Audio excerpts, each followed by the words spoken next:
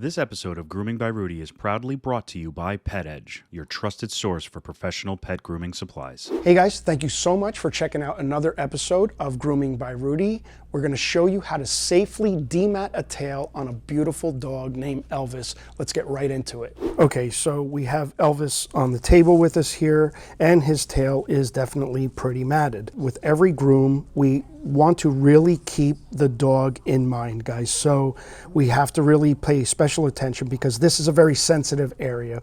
The tails, the ears, whenever they get matted like this, it's a challenge to get out because we don't want to shave the tail down because then it's just going to look silly. But there's a fine line between shaving the tail down and causing the dog minimal discomfort and getting this out to make a nice tail. Again, keeping the dog in mind and the comfort level of the dog. So what we're going to do here is what I always recommend. Let's just start separating, okay, with our fingers, and we'll just start there. And this is a pretty severely matted tail right now, guys. And the part that I'm most concerned with is the mat right on the tip here, because the tip of the tail is the most sensitive part of the tail. So we have to be very careful with that. But what I'm going to do is just kind of separate with my fingers a little bit. Again, keeping Elvis in mind here. What we're doing is we're just making it easier to get that brush and that comb through. And it may not seem like you're doing much, but if you just keep doing it, you will start to feel, see like all this right here, when you start separating, you know, and it will also allow us to get our Glocoat in there to make it even easier when we start brushing. But it's a process. If you're going to do this, you have to do it very, very carefully.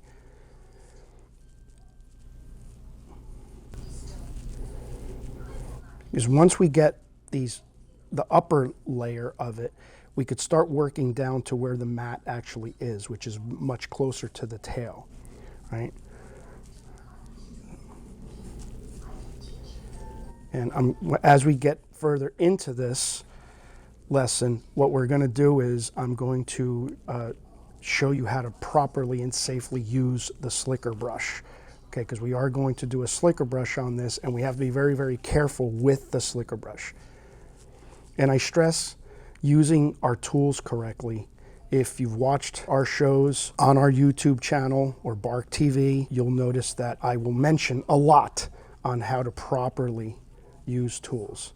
Okay, so I've created enough separation there where I feel comfortable where I can start to use my slicker brush.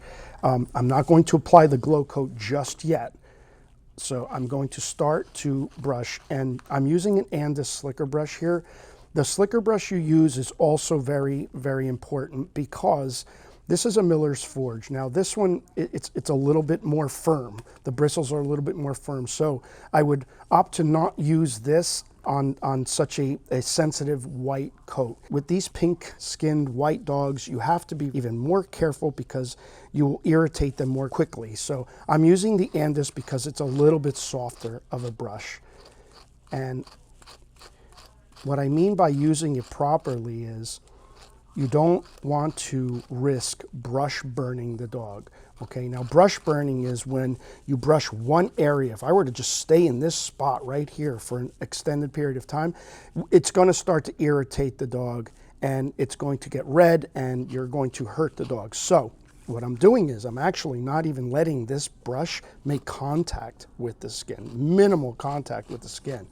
I'm using the very corner of the brush, right? But with all of the strokes that I just did here, none of them made contact with this area here where the tail actually is, okay?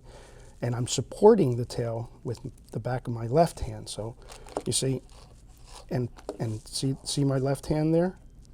That's what I'm doing. I'm brushing against my hand. So we're avoiding brush burn. We don't want to brush burn the dog. Now, as we're brushing, I'm going to start to separate even more and more, okay? Now what we're doing here is it's minimal discomfort to the dog, guys, if you do it correctly and you take your time. If you're just going to sit there, I'm going to show you something. If you're just going to sit there and grab a comb like this and start yanking, you're just doing the dog a total injustice, okay? That's why these brushes are so important. And we'll get a lot of comments sometimes saying, oh, you should never use that metal brush. It seems so harsh. Well, it can be harsh, but if you're using it correctly, it's not harsh at all, right? So again, if you look under here, my thumb is right on his tail. This is his tail. So you see right here, this is his tail. So my thumb is right on his tail. So I'm using my left hand to protect that tail, and all I'm brushing is his fur. It's all I'm brushing. I'm not brushing any tail, only brushing the fur, okay? And you could see what I'm getting out here. See, all of that is the matted dead coat. But just in that little bit of time, right? Look, we've achieved wonders, right? Look at that. Look at the difference already. And again, we're keeping Elvis in mind here. We're not yanking. Please, guys, do not use the comb. Here's the thing. Dogs will start to hate getting their tails brushed based on the fact that we're letting them get matted. So it will be the reason why your dog is reacting anytime you go to brush the tail, because if you allow the dog's tail to get matted, then and you start yanking on them with a double-sided comb, right? You're just going to cause them to absolutely hate it. The comb's not going to go through anyway, you see? So we're not doing that ever.